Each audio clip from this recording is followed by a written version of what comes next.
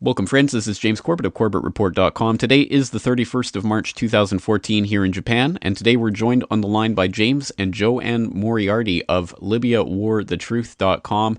I'm sure that a lot of you will already be familiar with their story from the various interviews that they've given in the alternative media, but for those who aren't, I hope you will go to LibyanWarTheTruth.com, which of course will be linked up in the show notes for this interview, to find out more about their fascinating story as business people who were doing business in Libya since 2007 and were there as eyewitnesses during the carnage of the NATO-sponsored and Al-Qaeda, Al-Qaeda perpetrated invasion and overthrow of the Libyan government there in 2011. And of course, they are continuing to keep track of what's happening in that country, even as the jingoistic war propagandists of the corporate mouthpiece media have completely abandoned that country and its people in the wake of that invasion. So, James and JoAnne, thank you very much for joining us on the program today. It's great to have you here. James, thank you so much for inviting us. We're proud to be here and tell our story. Thank you so much, James. Excellent. Well, let's start getting into that story. As I say, you were there in Libya since 2007 doing business in the country. Tell us a little bit about what business you were doing there and your impressions of the country back in that stage. We have a proprietary product and technology that rejuvenates oil wells and cleans up pipelines and sludge pits and chicken fat and PCBs. We do medical-grade DNA manipulation of microbes, and we produce an enzyme, or enzymes rather, that do lots of neat things to oil. And we were looking for a new market. We had done lots and lots of business internationally, mostly in the BRIC countries, and we were had a nice contract pending in Kuwait to clean up the norm in that country, and we thought we would stop off in Libya to see what opportunities were there, because, as you know, they've been blocked for about 38 years from contemporary technology. And we had actually planned to go there for 5 days. We were the first non-government sponsored corporation to go into Libya, and we arrived on January 1st, 2007. Our 5-day trip was extended at the request of the local governments, and every night we met a different minister from the Libyan government. They were like a sponge soaking up information. They were very interested in our products and our technology. We actually walked out of there 10 days later with a contract to treat 2,500 wells. That was about $1 billion worth of our product, because their wells there are monster, 1,200-foot thick production zones, where in Texas, where we're from, a zone is considered prolific if it's 15 feet. So with that, we were proactive to do whatever is necessary to fulfill those contracts in Libya. For the next couple of years, we were looking for a Libyan partner and registering our company according to Libyan laws. Didn't really find a partner exactly like we wanted, because there's such a difference. There's such a chasm in the cultures of the United States and Libya. And so we decided to build a production plant in the Houston Ship Channel area. Hurricane Ike came along, blew that out to sea, and of course we were underinsured. So JoAnne said, we're supposed to build in Libya, let's go back there. And from 2007 until January 2011, we had been to Libya 17 times. We were never there less than 30 days at a time, most of the time 2 or 3 months at a time. In first week of January 2011, we signed a joint venture agreement with the Social Security Investment Fund of John Zur, which is a real nice resort area west of Tripoli. All the pensioners or beneficiaries of that fund were ex or retired oil field service workers and executives of oil companies. So it made the perfect partnership for us. We do the magic in our production plant. We let all the local politicians and everybody work together within their own system. And I actually ordered in all the materials to build a large-scale enzyme production plant and feedstock materials. We ordered those in. They arrived in Libya sometime in March. All that disappeared. All our bank accounts, of course, disappeared. So Libya was it cost us dearly for the overthrow of that country.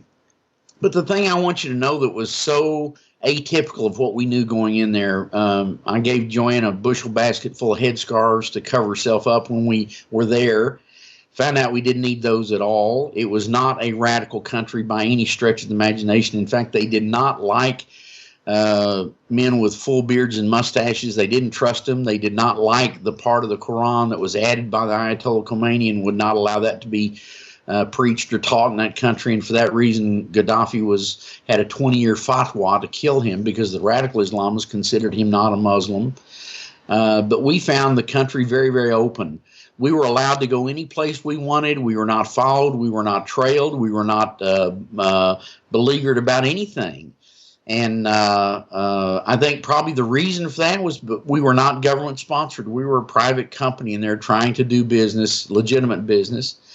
And yes, Libya did have a huge political problem, but that political problem did not stem from Tripoli. It stemmed from Misrata. And the Turkish mafia that ran Misrata, controlled all the shipping and ingress and egress into Libya, were really a mafia-type organization. And they received 60% of all the government contracts without bid or tender because they were the mafia. And the rest of the legitimate companies had to bid or tender for the other 40%. And they were a controlling force. The man that they installed as the leader of the country after Gaddafi was required to step down in 2006, according to the treaty conditions, was Baghdadi. And they continued to rape and pillage the country for billions and billions and billions of dollars. And that was the political problem in Libya, not the Gaddafi time and not the government. So, it was really a much different country than what we had all heard. Now, the things that are different about Libya that we discovered was, first, whenever a new couple got married, the government gave them a gift of $46,000. Their first house cost them 10% of their salary for 20 years, and then it was theirs. All utilities in Libya were paid by the government. That was water, gas, electricity, etc. Their gasoline cost them 44 cents a gallon. Their first car cost them half of dealer invoice. Hospitalization was paid, and if they couldn't get the hospitalization they needed in Libya, the government paid for it outside of Libya, plus paid travel expenses for the patient and a family member to travel with them. Their education was paid to whatever extent their brain would support. We knew a young man getting his doctorate in England. He had a wife and 4 kids. His monthly stipend on top of all university costs was £4,950. That's about $7,500 a month to live on while he was studying. So, we saw 2 or 3 policemen in all of Tripoli, and they were not armed. Very, very peaceful country. We took a security detail in with us, one for each corner when we went any place. After 2 days, I sent them home. We didn't need any security in Libya. We walked the streets freely. And we are eyewitnesses to these things. This isn't something some propagandists told us. We saw these with our own eyes, and we're very alert international people. So, the thing that we discovered was Libya was a very friendly country. When they saw us, they recognized we were Americans. They said, "Oh, you're Americans. We're so happy you're in Libya. Can we help you? Do you like our country?" I can promise you, as U.S. citizens, that we haven't seen that kind of interest in us in 30 years.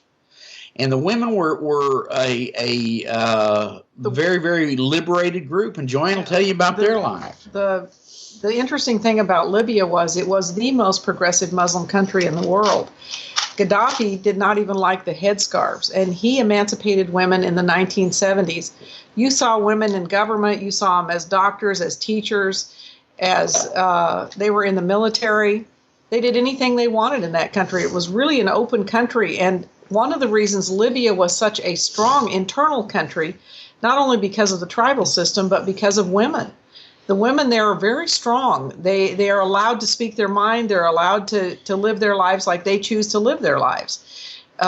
They have some restrictions on, they don't like women walking around in short shorts and stuff like that, but then there's a lot of people here that don't like that too. So women, for the most part, were so happy there. We knew when we were there during the war, the NATO war against Libya, we worked with a great deal of women. One of them a top attorney.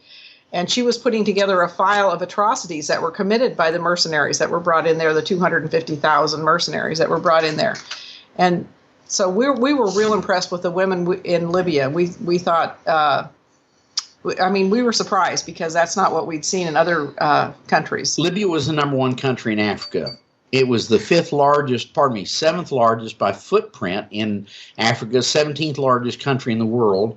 But the average salary in Libya at that time was $15,800 a year. That was the highest in Africa, higher than India, higher than China, higher than Japan. Pardon me, not Japan, but China and India. If you were a university graduate, you could not get a job. Then you were paid $15,200 a year until you could get a job. Very high literacy rate, higher than 90% literacy in men and about 87% literacy among women. They were number 1 in the world for inoculation of infants. They were number 4 in the world, according to the World Health Organization, for prenatal care and postnatal care. And now, when you saw no or almost no abnormalities at birth in Libya, now 25% of all the babies born in Libya are so deformed they don't live the first 24 hours. Thank you very much. Depleted uranium bombing of that entire country. JoAnne and I were asked in May if we would go into Tripoli to head an NGO fact-finding commission. We agreed to do that. We went to Tripoli. We were there for 100 days. After the first few weeks there, we were trapped and could not get out of Tripoli. In the end, we were captured by al-Qaeda. We'd been put on their kill list because we had had the audacity to tell the Libyan people that they had the right to determine their own government. We were taken to the al-Qaeda torture center, which was the Moriarty Hotel. We were there a long time. In the end, a big, fat, tall, bald-headed, bearded imam came in, looked down his nose at us, and told us we would be killed and chopped up and burned and blamed on Gaddafi. Now, JoAnne and I do not speak any Arabic at all. We did not hear that. We didn't understand what he said. But 3 miracles extracted us from that kill zone, which was set up 2 blocks away from the whole hotel, and then our escape from Tripoli, and then ultimately our escape out of Benghazi. Those were orchestrated by miracles. That's all anyone could say. When we got back to the United States, we liquidated most of our assets to pay severance to our scientists and engineers that had been faithful and worked for us for so many years, and started our sojourn, if you would, to rekindle our business, start everything over again. And we didn't find out until more than 2 years later that we had been blacklisted and targeted by the U.S. government and soft-killed. And they had successfully destroyed us financially. They had isolated us from all our family and friends, and they had threatened anyone that tried to work with us with audits or worse. So we are absolutely targets of this government because of the atrocities we saw and documented in Libya. And that continues to this day. We didn't have any idea, James, that we were being targeted. Foolish that we were. We became very close with the tribes while we were there during the summer of 2011. We went to all the tribal meetings, and we were promoting the tribes as the shadow government, which they were, of Libya, because they had burned the Libyan government so bad in the Western media that there was not a chance for that government. But the tribes of Libya, every person in Libya is a member of a tribe, except maybe about 2%. And they had the ability to write a constitution for Libya, and they were very strong together during that summer, and they knew us very well. So when we got home, they asked us if we would continue to put out the correct information about Libya. There are 2 million Libyans in exile now, because if they go back, al-Qaeda will kill them. Al-Qaeda runs that country now. The people that are there live in fear every day. There's 1 million homeless inside the country, too. That was never true for the past Libya. So we had maybe 200 gigabytes of videos and photographs of what happened during that time with NATO. We had many, many personal interviews of people with their personal stories. This is why the government began to attack us, because they didn't want that put out, I am sure. They didn't tell us that exactly, but we tried to tell them. For more than 2 years, we contacted every politician in Washington, D.C., Texas, Oklahoma, Louisiana, anybody that we could talk to that held any kind of position in security and homeland security and terrorism and safety, etc. No one in Washington, D.C. would talk to us. We would get through their gatekeepers. JoAnne was diligent 6 or 8 hours every day trying to find someone so we could tell this government how wrong-footed we were in Libya, how we were supporting al-Qaeda, Muslim Brotherhood, Ansar al-Sharia. We knew about Benghazi happening 6 or 8 weeks before it happened couldn't tell anybody. We didn't know specifically that Chris Stevens was going to be killed, but we knew that there would be attacks on all the U.S. properties in Libya. We told on people, 9/11. but they wouldn't listen. Nobody listened. No one listened. And so after 9/11 happened, then Dr. Jerome Corsi of WorldNet Daily began writing articles based on information we provided him, and he's written now about 30 articles based on our information. We also have had 3 of the documents that the tribes have delivered to us have been read into the congressional record in Washington, D.C., so they're now part of the permanent documentation of what happened in Libya. And we are the official spokespersons for the tribes of Libya. They appointed us that because we said we're talking to Washington, D.C., but nobody knows who we are. They don't know who we're speaking for. We had no personality. We had no personality. So they appointed us officially as their spokespersons so that we could have people listen to us. Still didn't help. And then beginning in April of 2013, maybe it was March, the intelligence agency started coming to us. Introduced to us by Tara Dahl. Yeah, because they had lost control of Al-Qaeda in Libya. The mad dog was now biting the hand that was feeding it. And they began to come to our home at our invitation. We had 4 different agencies there. They took information. They asked us questions. They tried to have us prove that we really had deep contacts in Libya. We proved everything immediately. They were shocked. They said, how can 2 people in the Woodlands, Texas, get information about anywhere in Libya anytime they want it, and we can't get anything? And instead of supporting us, because by that time we had sold everything we owned, couldn't figure out why we couldn't get a job, couldn't even get an interview, and all this time they had been soft killing us. They told us that the information we provided them was going up to the top of this government in the United States and then was being blocked. In the end, the 4th agency that come into our home was the CIA, and this woman's name is Nikki Baracall. And incidentally, on our DVD that we hope many of your listeners would buy, because that's the only way we exist, we tell the names and details of everybody that was in our home at our invitation. Nikki Baracall came in with Glenn Beck's organization, The Blaze, and they were going to do a 2-hour documentary on us. They were to bring their film crews. They wanted everything we had. There was no money in it for us, but it would give us notoriety that hopefully would help protect us, you know. That organization told us that we were in more danger from the U.S. government than we were ever when we were in the hands of Al-Qaeda. And after 2 days, they were to start filming, and instead of filming, Nikki Baracall called us and she said she had killed that project because we'd been talking to the intelligence agencies and we needed to continue to do that. And I said, we've been talking to the intelligence agencies. They're doing nothing about it. There's not any reason for the Libyans to risk their lives to get this information for you guys if you're doing nothing with it. She said, well, you need to forget about Libya and start your life over today or you won't have a life. And I said, that sounds like a threat. She said in a very loud voice, you stand down, do exactly what I'm telling you, or you will not have a life. So at that time, JoAnne spoke after we hung up with her and said, we've got to start going public. She told us we were targeted. She said, you were tagged at the airport when you came in from Libya. And that's probably true because Jimmy was taken at the passport control for 3 hours, interrogated by the FBI. Went through his bags, went through everything. Took the linings out of my bag. Luckily, I had the information on me. They didn't bother me. Neither did the extremist Muslims. They didn't like to touch women except to rape them or cut their heads off. So they didn't bother me either. I'm the one who was carrying the information. And when she threatened us, we began to go on the air. We started going on radio programs. We've traveled from Houston to Northern California and back, conducting seminars, telling our story, telling the truth. In early December, we met with Congressman Pete Sessions, who is chairman of the Rules Committee for Congress. He's about the 5th most powerful man in Washington, D.C. After a lot of effort by a young lady named Regina Imburgia, we cornered him. We had an hour-and-a-half meeting with Pete Sessions.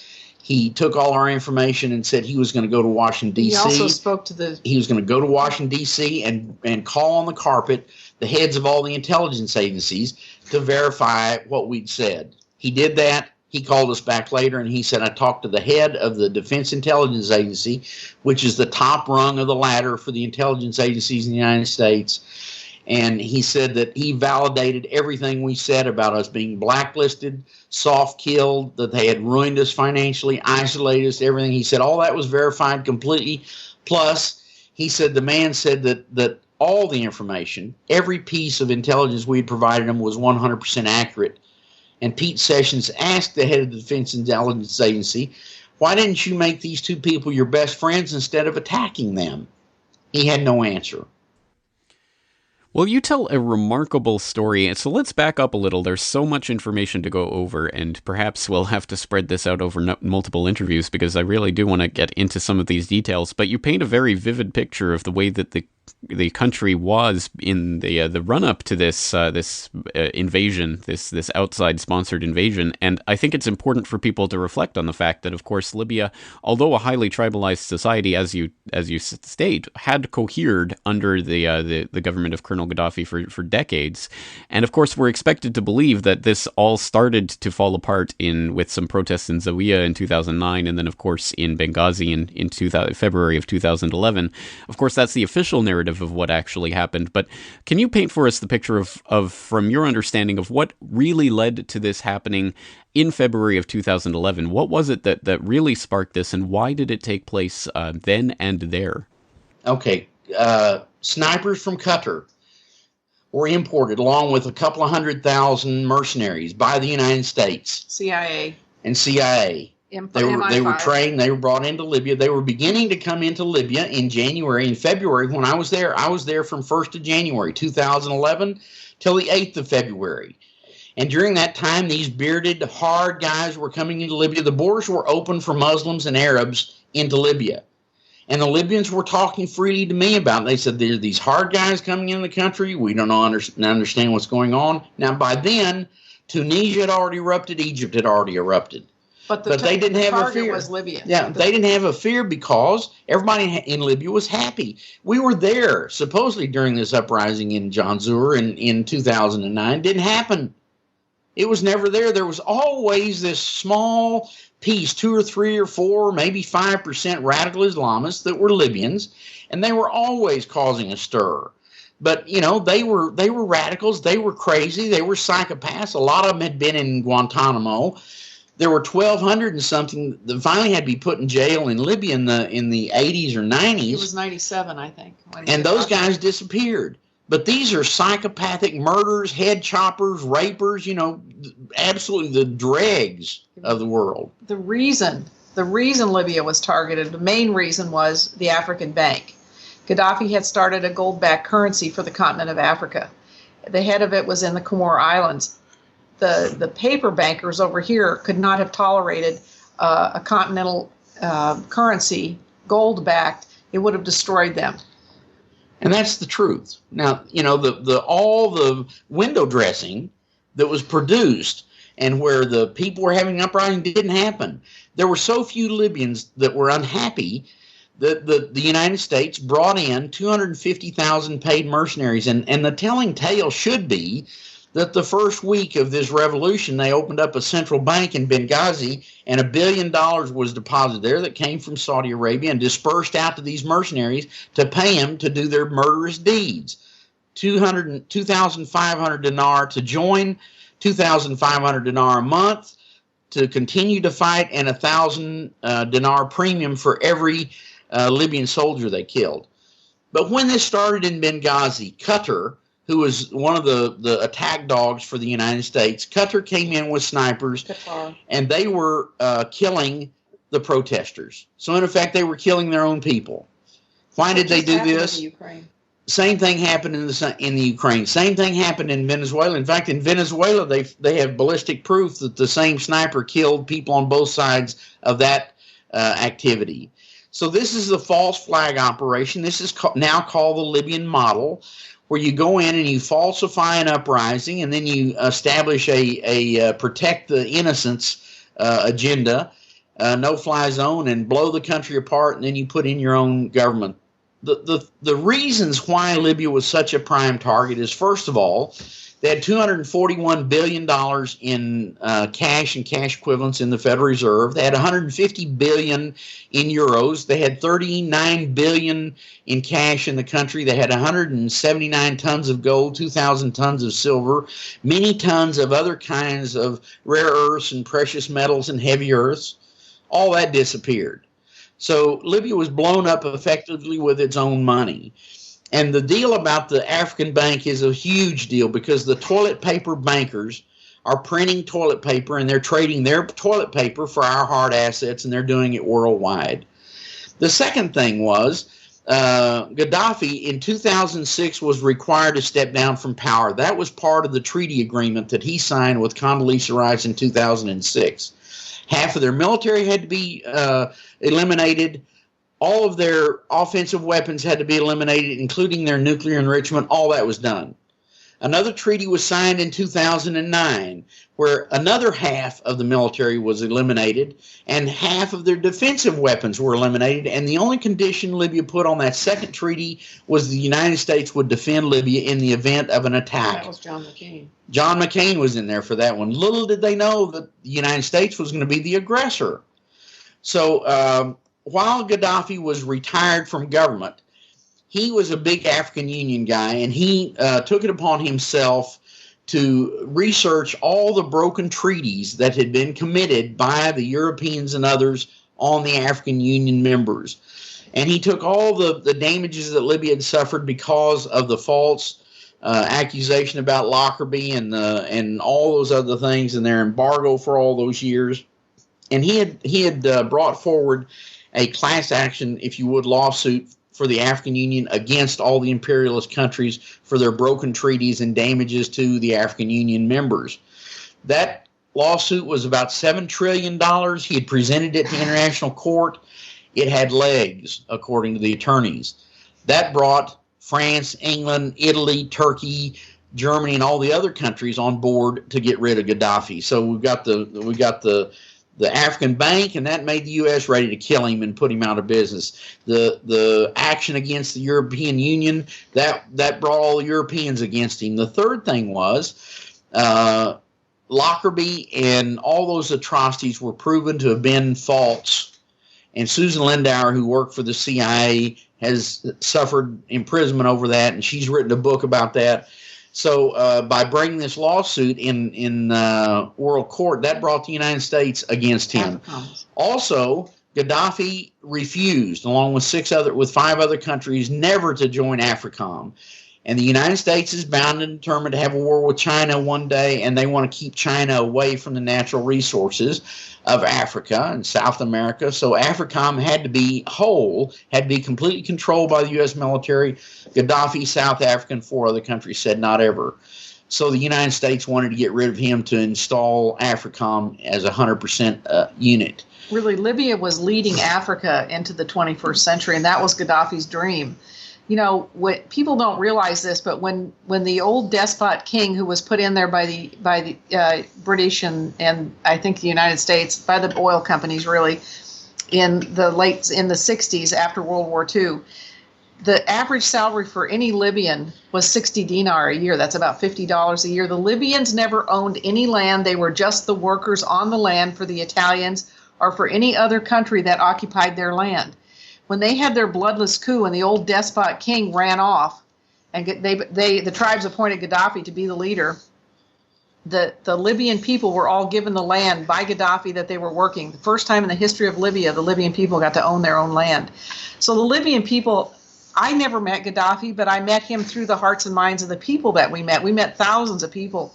And there were people who were disgruntled. Of course, there always is. But there were so many people that loved Gaddafi, admired him, knew that he brought their country into the 21st century. They had good lives. They had nice homes. They had good roads. They could fly around the world. They could do whatever they wanted to do. And they had a right to choose their government. And if they love their leader, who is NATO to come in for 4% of the people in Libya, the radical Islamists, and blow up the country over that? You know, it was a crime. It's a war crime that is not matched. Now, when we first went into Libya on the fact-finding commission, and we produced a lot of articles and everything beginning in February and March of 2011, trying to tell the truth about what was going on.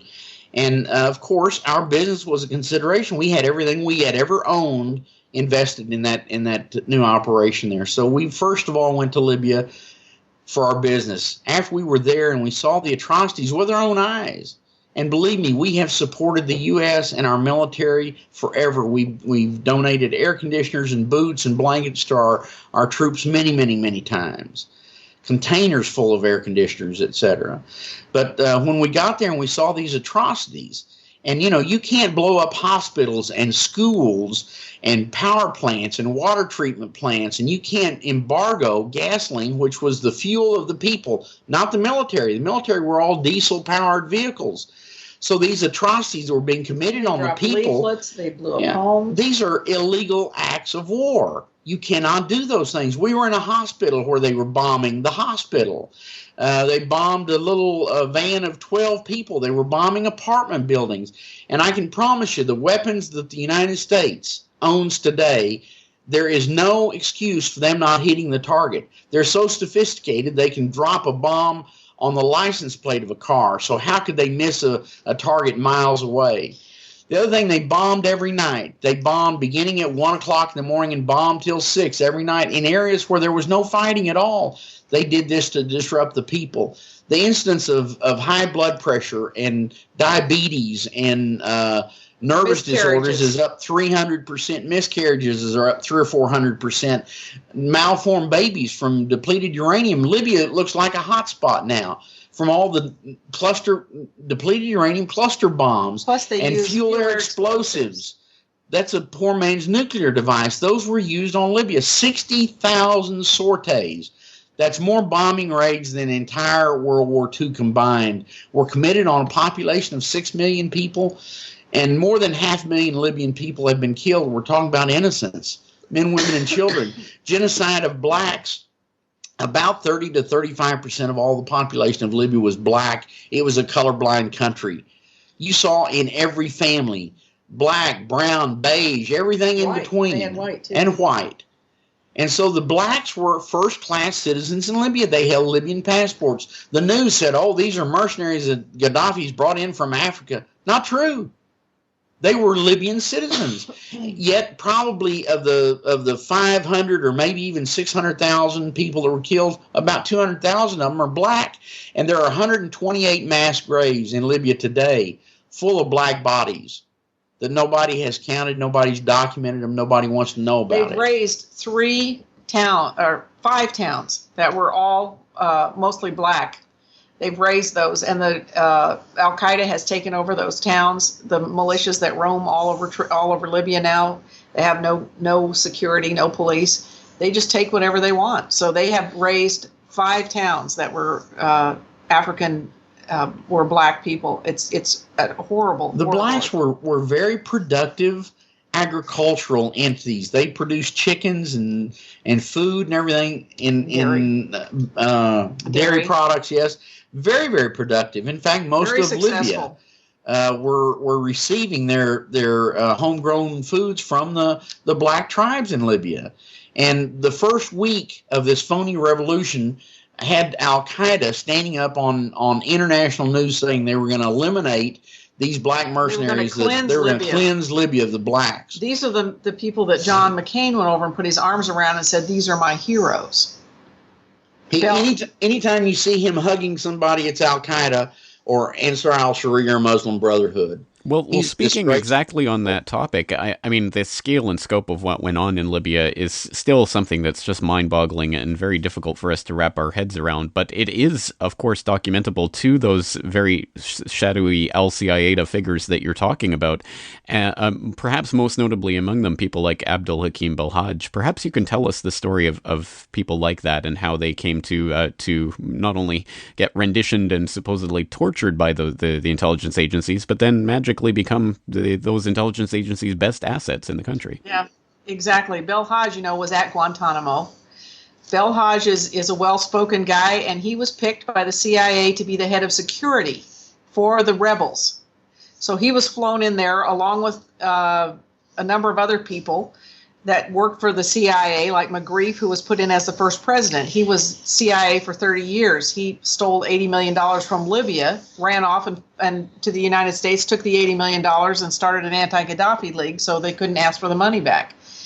But Belhaj himself was arrested a number of times, ended up in Guantanamo. He is a terrorist. He's done terrorist acts in Yemen, in Afghanistan, and after he was the head of security in Libya, when NATO came in and blew up Tripoli and absolutely just ran over the country and the people had to leave to survive, he took over Tripoli. He now is the head of security for Tripoli, which means there's no security. He runs the Maitiga airport. Maitiga is the airport of the old U.S. military. It's a place where he has a private prison where he tortures people. He brings in weapons from Qatar all the time. Every night. And we gave this information to the CIA, to the FBI, to the DIA. We gave it to them. They looked at us cross-eyed like, well, how would you know that? I said, well, you can surely see the planes come in. You have satellites. But Belhaj is a mess. He is not a person you want in charge of anything. Terrible. Also, the Al-Qaeda, what's the name of the guy that owns the passport office now? Gaib, terrible. His brother was al-Libi, the number 2 or 3 man in Al-Qaeda, terrible terrorist. Gaib is as bad. And beginning in October of 2011, he owned the passport office in Libya. He was border security, but he brings in terrorists from all over the world. They bring them to Libya. If they can speak good English, they get a new Libyan name, a new Libyan passport. They receive immediately a bank account in the United States with $4 to $5 million, a permanent green card or multiple entry visa. And several hundred of those have been coming in the United States since October of 2011. Yeah. And also a group of 30,000 were transported from Syria. These same bad guys, when it was going against CIA in Syria, they boxed up 30,000 of their worst, flew them to the United States. The pilots had to sign a 29-page non-disclosure document. They arrived in the United States. When they landed, they were immediately given U.S. credentials and money and put on the streets in the U.S. So, my question and my fear, not only for the United States, but the rest of the world, is why in the world is this happening? What good can this possibly do to anybody? Well, it can't do any good. And when I told these fears to the intelligence agencies, I said, I'm most concerned about this because the United States is being infiltrated by these murderous, psychopathic killers. They talked about it. And they said, what should we do about that? And I said, it'll be pretty damn easy to look at every Libyan that's come in the United States since October of 2011. If they've got a bank account with $4 to $5 million in it, then waterboard the bastard until you find out who he works for. Oh, we couldn't do that. That's profiling. But, we're credible witnesses. We were there. We saw these things. We continue to have conversations every day with people from Libya, and they're giving us this information, and it's not wanted to be known here. Well, we were told by one of the agents that we spoke to that the Muslim Brotherhood is setting policy for this country. And he was pretty disgusted about it. But there is a man named Soufiane Gamo. Soufiane Gamo is one of the leaders of the attack on Benghazi. He's an Ansar al-Sharia leader. He was the driver for bin Laden for many years. Now he's in Derna in the east. Derna is what they have named it an Islamic emirate. They're trying to make it completely independent Sharia law. Yeah. But the people are rising up against him, but he is a bad guy. The U.S. government knows it. It's in their report. His name is in there. His head has been offered many times by the Libyans. His location is offered. His head is offered. His drivers are offered. Nobody takes him up on it. There's a $10 million reward being offered by the State Department of the United States for information leading to the capture or whatever of the leaders of the Benghazi attacks. Now, we have all that detail. We have the 3 men that coordinated the attack. We have their name, addresses, and phone numbers, and we've got their family members who will testify to what they heard because they're ashamed of them. We have the name, address, and phone number of the head of Ansar al-Sharia that committed those acts. We've been trying to give that to the government of the United States. Nobody. Not any congressman, not any politician. Let's talk about Louis Gohmert or Issa or Michelle Bachmann or any man, any politician you see that's talking about how they want to bring the truth forward on Benghazi and Libya. Don't believe it because we've been trying to give it to them, even though there's a $10 million reward. James, an interesting thing happened during this time when we were meeting with the intelligence agencies. Our Libyans called us one night and they said, this is top urgent. And they said, this has nothing to do with Libya, but it has to do with people. And we don't want to see any more people killed. There are people inside. They have eyes on the ground everywhere. We're telling them there is a ship disguised as a fishing vessel in the Mediterranean. And large steamship. It's full of weapons of mass destruction, and it's heading for Libya. It's going to land either near Tobruk or Derna. It will be unloaded by the head of Muslim Brotherhood in Libya. It'll be taken across Libya, into Egypt, across Egypt, into the Gaza Strip, where it will be used against Israel.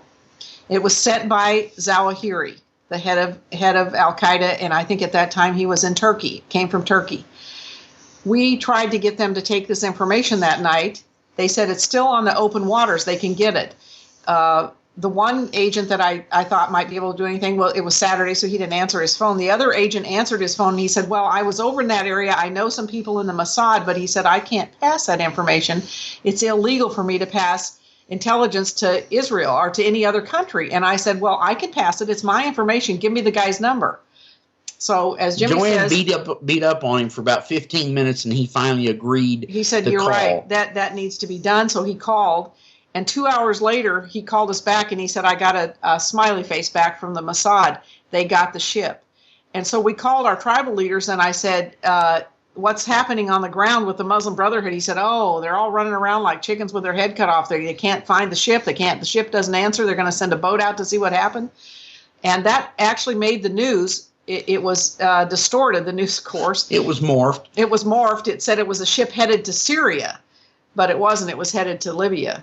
Anyway, nothing has been told about that. No. You know, the thing that's surprising or was so disgusting to us is that we had no idea, first of all, we were being targeted, and we were so frustrated because we were getting intelligence about our common enemy, about Al-Qaeda and Muslim Brotherhood, all these atrocities, where their training camps were, latitude and longitude, how many weapons they had. And there was one training center, the biggest in the world, 1,300 people there all the time. We gave them the exact location, where it was. We mapped them on a Google map, exactly where it was. Nobody knew about this training camp. 4 days later, emergency orders came down for that camp to be moved, and they left there one at a time with what they could carry in their hands. No one had talked about that camp before we did, and we gave it to the U.S. intelligence agencies, and 4 days later that camp was evacuated. We've given them the address where these really bad guys that are on their kill list spend the night. We gave them latitude and longitude of where the underground excavations were taking place, where they were storing and hiding weapons. Nothing was ever done about it. We knew where the sarin gas was. Chris Stevens delivered 20,000 man-pad rockets into Libya in the first week of the fighting. And, of course, the no-fly zone was established in 2.5 days, according to the U.S. pilots that did it. They said Libya couldn't get a mosquito in the air. Yet we still delivered 20,000 of these rockets into them. And the night that Chris Stevens was killed, he was having dinner with a personal representative of the head of Turkey, and he asked him to use his influence to get these 20,000 man-pads back, because they have a real unique signature, and the United States could be responsible for dropping 20,000 airplanes out of the sky. And he was told, for all practical purposes, to pound sand. How do we know that? One of our Libyan tribal leaders' spies was serving dinner to Chris Stevens and the other man that night. And those 20,000 rockets, I think Chris Stevens is ultimately going to be blamed for their loss. And, of course, dead men tell no tales. Well, we have a witness that lived across the street, an eyewitness. He speaks very good English, and he's spoken on it to us a number of times and on a couple of radio shows. And it's pretty clear to us that the attack was probably a cover-up of an assassination. There were two cars that left the compound immediately when the firing started, left from the back of the compound at high speed, full of people. Chris Stevens was not in either of those cars. Now, this is not the two cars that came from the CIA annex, which was about 3/4 of a mile away. This is the mansion. It was never a consulate, never an official villa or anything. It was where the politicians spent the night and had their meetings when they were in Benghazi. That's where this attack took place. And it was partitioned off for 5 kilometers around this. It was blockaded so nobody could get in and out. It was a plan. Yet these two cars got out. In the first seconds of the fighting, Chris Stevens was not in that bunch. So, there's too many lies still about Benghazi, and we have plenty of credible witnesses. One man lived right across the street. As JoAnne said, he's been on radio with us a few times, very articulate, timeline perfect, and no one wants to hear that truth. And that incidentally, that investigation on Benghazi is being blocked by John Boehner, and Pete Sessions. Two Republicans are blocking the investigation on Benghazi. You have to ask yourself why. Well, they're all the same. And now then the latest news out of Libya is the United States is now sending in 6,000 Marines to train Libyans. We don't know if they're Marines, but they've delivered military into the hot spots of Al-Qaeda. They've sent it to the northwest corner of Libya, from the Regatta area all the way over to the Tunisian border. They sent these U.S. Military in there to train Libyan fighters. Now, the only people in that area that's completely controlled by Al-Qaeda. That's where the Al-Qaeda weapons are stored. Why is the U.S. sending in training into that part of Libya? Well, what Libyans are they going to be training? The question has to be asked. We don't know, because that area is blocked out from the rest of Libyans. They're not allowed in there because that's owned by Al-Qaeda and the CIA. Well, the CIA is in Janzur. They have a big training camp there. The Libyans know where the CIA are and where the MI5 is. They know all this. But one thing that they would like us to say... Incidentally, that training began in the last week or 10 days. One thing they would like us to say is that the only hope for Libya, and this is true, and I believe it 100%, are the tribes. The tribes will take back their country and put peace in it. And all the tribes are together now, all of them, including the Zentan tribe, which is the strongest tribe as far as fighting and weapons and things like that. They have all joined together now. And they already have a constitution written, and they're ready to take their country back, and they're working on it. So Al-Qaeda itself, as the tribal leaders tell us, they know their days are numbered in Libya, and I really hope that's true, because Libya doesn't deserve this, and it's right across from Italy, very close to Italy. So Europe should be very concerned about this mess over there, too. Well, once again, you paint a very vivid portrait of how the intelligence agencies really are working to protect their Al-Qaeda minions that are doing their dirty work in the country. And this is, again, just a fascinating picture. And there are so many different pieces of this puzzle that I'd love to put together with you guys. But unfortunately, we're running out of time for this conversation. So as I say, we'll definitely have to have you back on again in the very near future to continue this conversation. But in the meantime, I do want to give you a chance to talk about your DVD. As you say, the only kind of economic lifeline that you have at the moment, as this soft kill continues to be perpetrated on you. Tell us about the DVD that you offer at LibyanWarTheTruth.com and what's on it. It's more than 3 hours long. The first hour is our full seminar, including a PowerPoint presentation. We name the names of all the intelligence agencies that came into our home. All the heads of Al-Qaeda that are in Libya. The heads of Al-Qaeda in Libya. It's a very detailed seminar.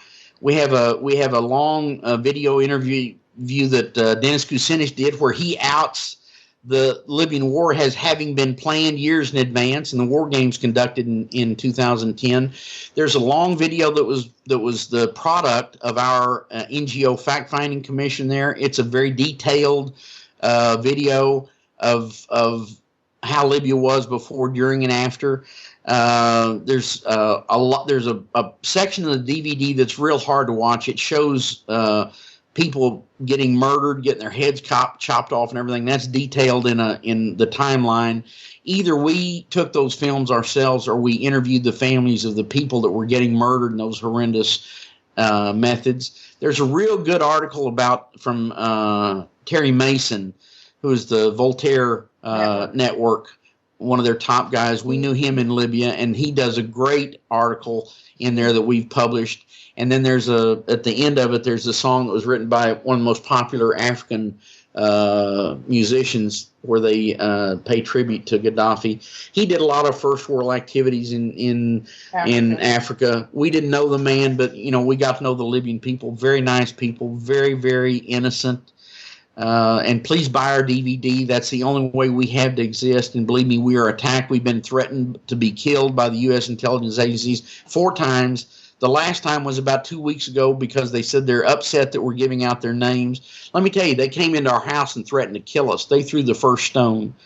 And so, they've taken everything away from us. They can't take anything else away. We have the truth. www.libyanwarthetruth.com. Please go to our website. It's free. You'll get lots and lots of information. Buy our DVD, and most of all, keep us in your prayers. All right, James and JoAnne Moriarty, absolutely a fascinating story. So as I say, we will have you back on in the near future to continue this conversation. But for right now, thank you so much for taking the time to talk with us today, and thank you for all of the information you've been providing. James, we also have the ability to bring on some of the tribal leaders and stuff on your show. They'll be glad to give you current information. They're trying to get their country back. They need to be in everybody's prayers as well. Well, we will definitely continue to coordinate on that. So for now, I hope people will visit LibyanWarTheTruth.com and consider purchasing the DVD to help out with you guys with your efforts. So thank you once again for your time. Thank you. James. We appreciate it.